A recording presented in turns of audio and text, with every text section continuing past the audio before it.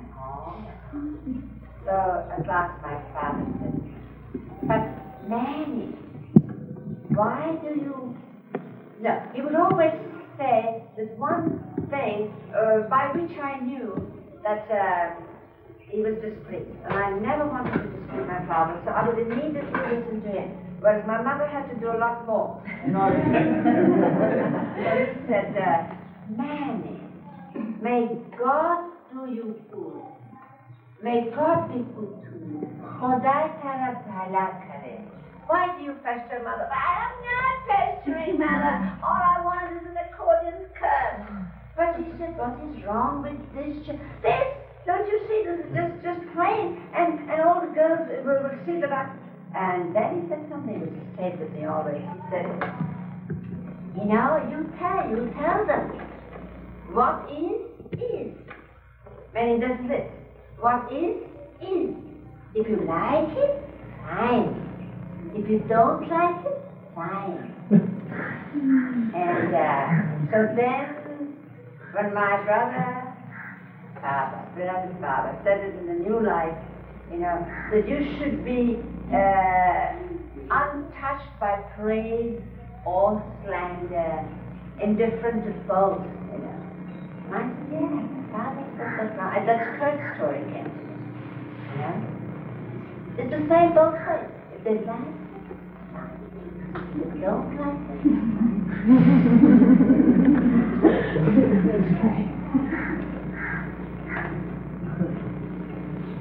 We have a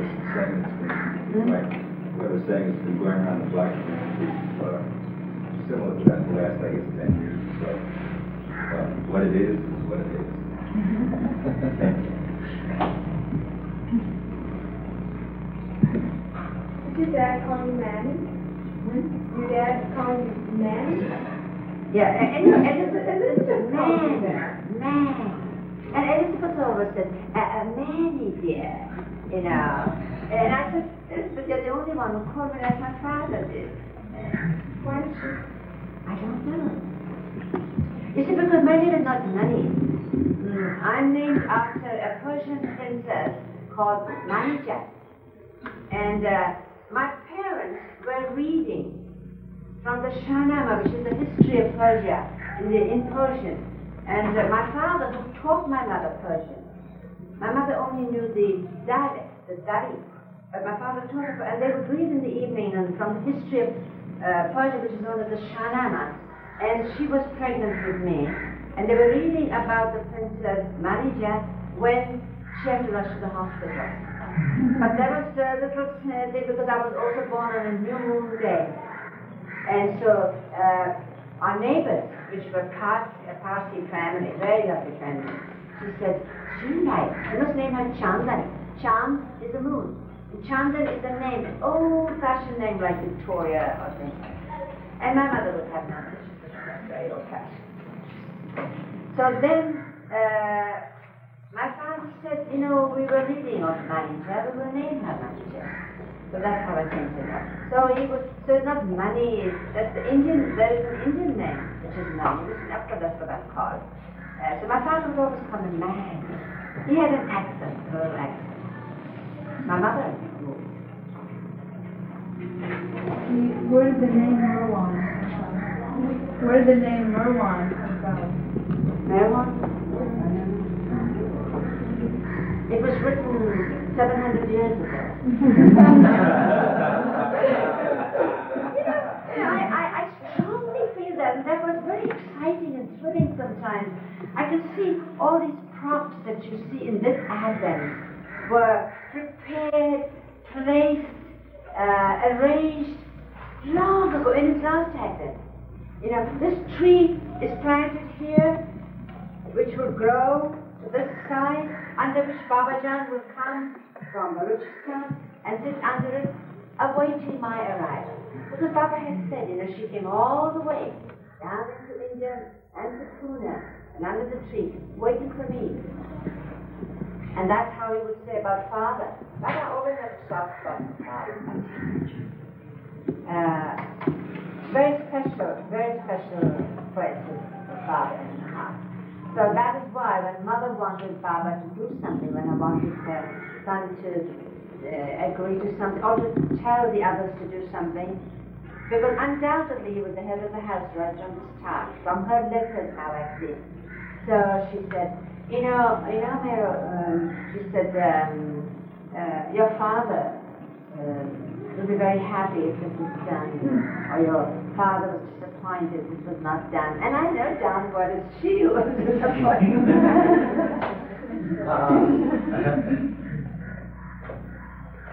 You saw my sister-in-law would come the other day when we were in Marabat? Yeah, Right. The one who prepared to walk, she said, Peter, become very sloven.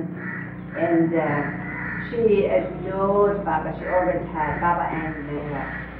And so she married my brother Bernard, the artist, photographer, one of his Baba's photos, because Baba told Bernard to get married. And Baba even cited that as an example of obedience. But I asked him to marry, I told him, and he married. But Bernard didn't want to marry, he wanted to live with Baba. And he just lived there a month. Then Baba said to myself. So then my father said, Shirin, let us find a girl who is in poverty, who has known poverty, so that when she comes and lives with us, she will appreciate what little we can share with her. And it will mean so much to her. So anyway, of course, she was meant to be, because she just loved God. The Baba had their wedding in Nasik, because it was a Baba wedding, because Baba had this wedding wished on the family. So Baba made it such a grand wedding. The first time when we saw these little colored lights in Nasik, on the trees on the road, the trees were lighted up. And in Circle Cinema, there was so much festivity and all. But that's apart from the fact. Now, I want to tell you a little incident of later on, when Baba would visit home in Pune, Baba House, when Baba would go to Baba House. So there's this incident when he tells, he writes to Mother, I'm coming. And that would always make Mother so happy. The only thing that upset her was when she didn't get a letter from Baba, when she felt he was indifferent in any way. So the letter was, I'm coming with 5 of my men. And then he came with 25. So, Mother is a very organized person, She said, but Mary, would I ever say no? Why didn't you just tell me it would be 25? You come with 5, and look, you don't worry, Mother, you don't worry. So then he took in the bride at the time, Parin, and said, come on, we will do it together. So Baba and Parin were serving. She was helping him serve the men. And the 25 had their full meal, and it was left over, and it seems he said afterwards, she said, now Mother, you see, you done necessarily. Said it would be all right, and in fact, look, there's some left over. It wasn't scrubbed clean. It's just, well, she said, well, my son is gone, as it is. So what? But to such an extent she would do that, for instance, in Baba's house there's a well, and the center of that house is the well. And they had this little doggy called Mickey for many years, and there are many stories with Baba that are delightful. Anyway, one day Mickey fell into the well, and dogs can swim. But that wasn't enough. Parin, my sister-in-law, goes round and round that well, saying, Mickey! She shouts inside. Say Mama! Say Mama! And our son, Robin, and said, Mama, Mickey can't talk, please, just get out of the way. You don't know. Mickey, say Mama! And Johnny said, please, somebody will get Mama out of the way so we can get Mickey out of the well. And that's what happened. And she said, see, didn't I tell you? He said, Mama, and then we were safe. So, Mickey loved sweets. Mickey would not eat meat Mickey was not, he was a vegetarian, but he loved sweet, little Indian sweet laddus, condensed little things. So, now, I didn't know that. I just happened to know that because my brother, for his supper, could only have those little laddu sweets because it was starting an ulcer or something. And then for his stomach, the doctor had ordered that he must not eat spicy food, so he was having. So he skipped supper, spicy food, and he would have it. But he had to look, where's Mickey? Because, Mickey would immediately come and beg, and then Mickey's meal, Beram's meal would go to Mickey. So he would keep some for Mickey, and then quickly go and have a supper. Yeah, so one day when Baba and we were in Baba house, we were seated by the well. Baba was sitting in front of his room, and on a chair, and my sister-in-law had brought out this big tray with sweets in it for Baba to give out to all the Irani group, the descendants of the opposition, the people who had harassed mother, and now their children and their children's children and their nieces and their daughters-in-law and sons-in-law and nephews and they all come to Baba. So there was quite a group. There's still a group. They come each year when Mera and we are there in Pune. And so Baba's giving out to each one comes forward, Baba gives. Baba's sitting on his chair. Now I am pushed back against the wall. Naturally, we're giving room to the ones who are there. So I'm pushed against the wall, and over the head I can see Baba, but I see Baba doing a strange thing. He gives two here, and then just this. Just this. And this, so then I against the wall, because there's no room, I'm just, there's so many in that little place around the well, that I go against the wall and I slide against the wall and squat. See what's happening? There underneath Baba's chair is little Mickey.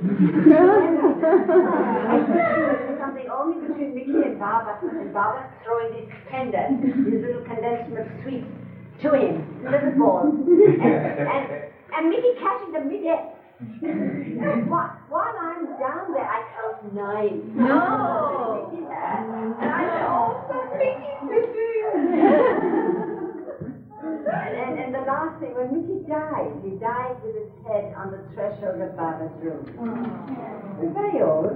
And so when Beram was doing Baba's photographic work in that little dark room, very dark, very small, there were rats there, and in the summer it used to be very hot. But that's the one thing that Beram just kept on doing, even when he wasn't 12. So then Mickey got sick. So what he did was put a little body in the basket. The family were it was like a child among the family. Rustam cried so much when he died.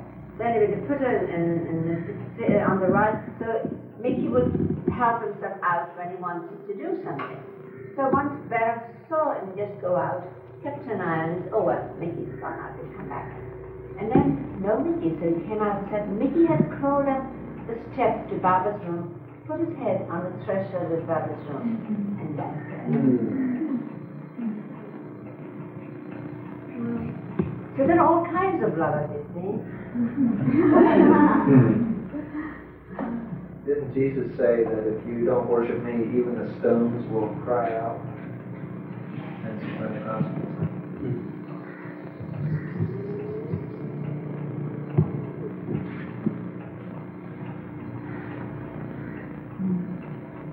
Looks like I'm doing all the talking. That's fine. Wait a minute, you were going to tell us something. No? I thought lots of things. Yeah, but didn't somebody say that she just now? Debbie told you about how she had that experience with me when Mara had died? Yes, please, so lovely. We have had different stories, of course, of each one's own experience or feeling, or when they heard about or even before they heard about Mera going to Baba. But something I heard today was very touching and unusual. So Debbie was happy to tell you.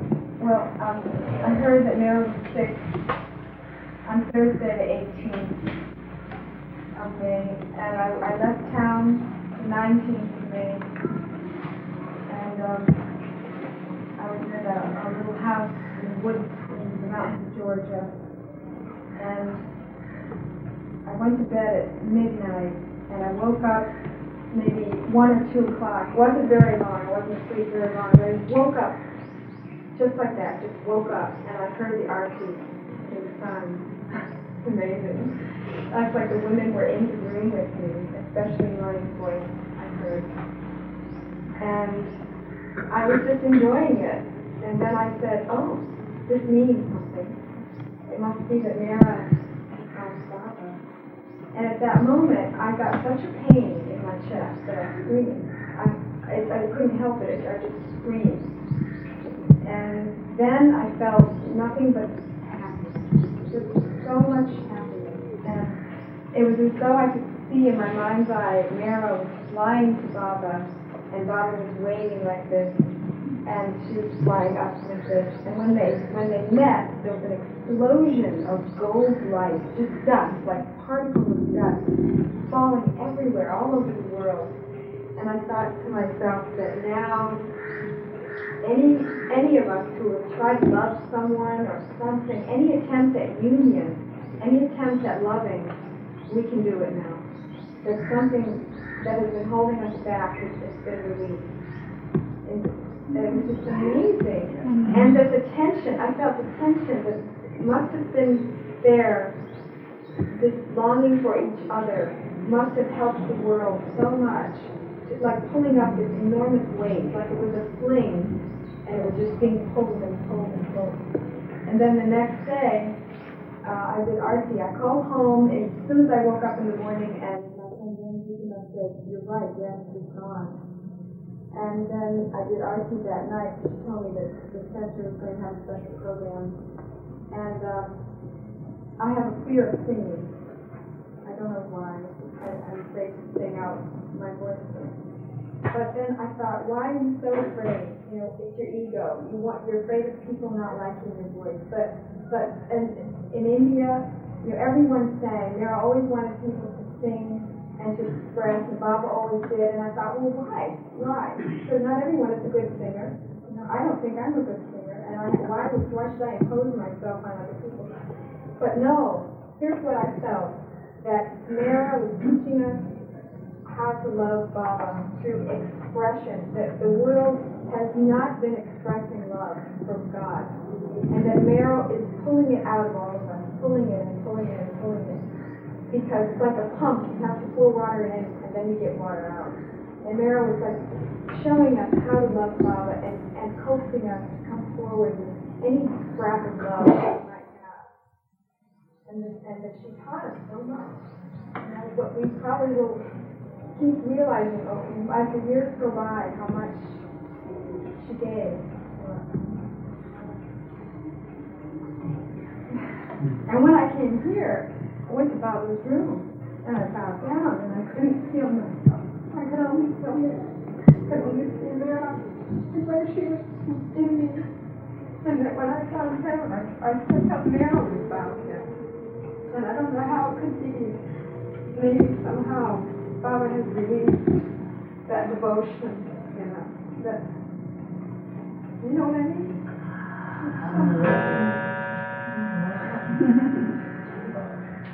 You know, never once has that room felt empty. Mary and I have always shared a room, and that's one thing I felt a little concerned about. I said, how can it be? Because I sleep alone in the room now. And not even the single night have I felt the room empty. Her presence is still there. It's a fullness, I would say, a fullness. So that even up to now, when I put on the switch in the morning, I don't. Just like when she was with me physically. But tell me some of the things that she said indeed. It is as if now when I look back and I said, she knew.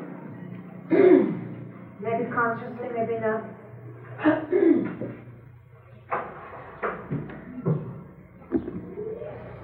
to begin with, when Baba told me to look after Mera when I'm gone.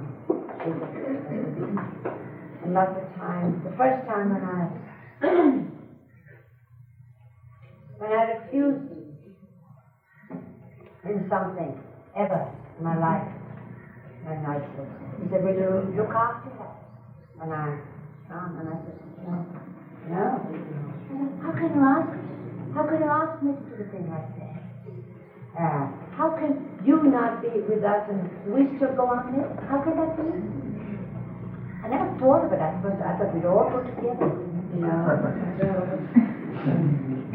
So he said, no. It won't be like that. We all will go before I do. But I just wanted to say it. I said, in that case, that's very easy. I said, yes. And he embraced me. So Baba gave me the strength, gave me the words, equipped me with what he wanted me to do. And somehow I was able to do it. And calmed her whenever it was too difficult. So at the end, this went on. And after some years it was easier. Somehow she was not only given the courage, but she was giving up herself to such an extent now, each one, all. But in the end, one day when I said, now I'm more relaxed now. Oh, how long? Even 20 years are coming. I said, why? And Mera said to me, never say that. The longer we are, the more we can remember him as we have known him. Each memory, the Baba took this, Baba did that, this is what. And I said to her, like, she's right. And that I was thinking now. Just 20 years ago, perhaps, 3 months. The more we are here, the more we can remember him here. And that's that. And then this morning, I listened to this tape of an Indian singing. And the line in it that says, a lover's rosary is made up not of beads, but of breath. Each breath should be a remembrance of his head. Sa, so, ki, mala, pe, kuru, ma, divana. One who's mad up to it. I am, going around with this rosary of my breath. That is addiction. And the time comes, step by step, one does reach that. My most favorite love story is that, and that love, not something that's assumed, not something that is built, not something that imitation, but something that's deep down, genuine. To that, the Lord is a slave. To that love, He's a slave of the love of His beloved. As He says, it truly is. And my favorite story that Eric knows it in more detail is that this man was a god, a trained god. One who loved the Lord with all of his might. Whose rosary was. But he did his duty. It was a businessman. He was a stickler for the right way of doing things. He was a servant, right, of the government, and he was doing his job and his duty perfectly. He was never late, and the whole train system depended on people like the guards. They're the ones who would wave the flag, the green flag, and the train would start going. The red flag went now. In those days, when things were very ran on schedule, those things were very important. So, and there's no mechanical things like that.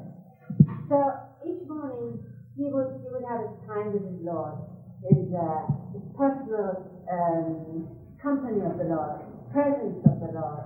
He would be in that, and then he would go for himself. One morning, and when he gets there, the first thing you have to do is go to the one in charge and filling your checking, what you call check-in. You sign your name, for what time you come, you do your thing. So, this morning, he was so engrossed in his Lord, in the presence of his Lord, of his beloved, that he lost sense of time. When it came to realize, my God, I'm late, but 15 or whatever minutes, and even every minute counts. Whatever it is, it's late. And in those days, trains were punctual. Even if it was 5 minutes, late. And this is terrible.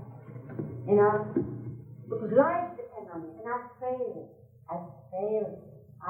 failed in my duty. So he goes, but he's determined. He's going to give it his resignation, you know. So he goes there, and he starts saying how ashamed he is, how sorry he is. I'm so sorry that this has happened, but I know I can't. So I here's my resignation. He's babbling on. He said, you know, I wasn't here. And then the train, I wasn't here to do my duty. I should now be on the train in the garden. But I what are you talking about? You did come. He said, now listen. No joke. I was absent today, and the train left without, the train left, and I wasn't here to do my duty. I wasn't here to wait for the train. He said, listen, I think there's something the matter. You need a holiday. You did come. I saw you. You came. I saw. Yeah. You came in and signed. He says, now you need a holiday.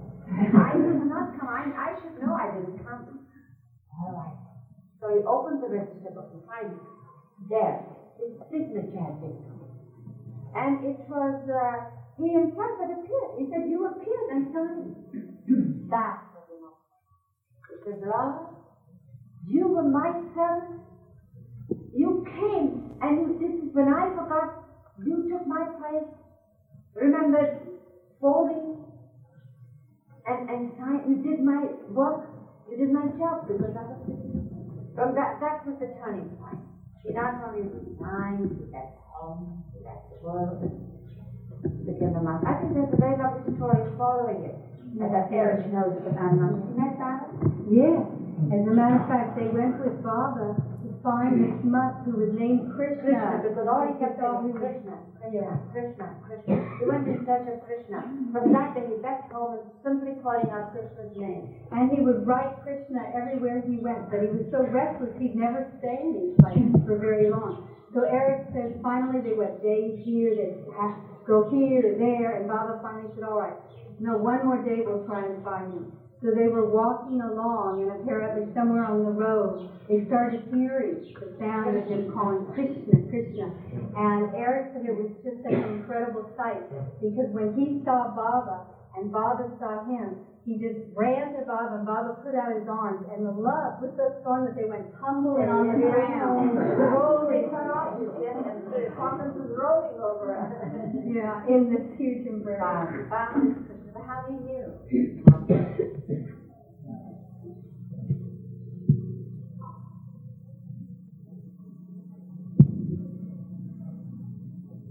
Money, should I mention that now it's 20 to 1. So those of you who would like to go to Baba's room, to Mara's room, it would be a nice time now to go before everyone goes into the lunch. Jai Baba. Jai Baba.